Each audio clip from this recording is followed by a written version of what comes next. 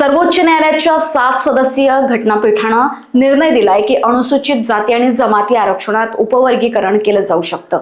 हे उपवर्गीकरण सरकारनं लागू करावं यासाठी विधानसभेसमोर अमित गोरखे आमदार विधान परिषद यांनी आंदोलन केलं होतं। या विषयावर चर्चा झाली आणि यावर योग्य ती कारवाई केली जाईल असं आश्वासन सरकारनं दिल्याचं अमित गोरखे यांनी यावेळी सांगितलंय।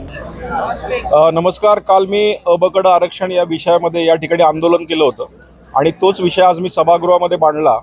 तर यामध्ये दोन महत्त्वाचे मुद्दे आणि माननीय मुख्यमंत्री यांनी दिलेलं आश्वासन की लवकरात लवकर आम्ही अबकड आरक्षण जाहीर करू आणि सगळ्यात महत्त्वाचं की महाराष्ट्रात जी मेगा भरती होती आहे ती मेगा भरती जोपर्यंत हे अनुसूचित जातीमधलं आरक्षण जोपर्यंत जाहीर होत नाही तोपर्यंत ही मेगा भरती करू नये अशी ठाम भूमिका या ठिकाणी मी मांडली आणि त्याला माननीय सरकार आणि माननीय मुख्यमंत्री यांनी प्रतिसाद दिलेला आहे।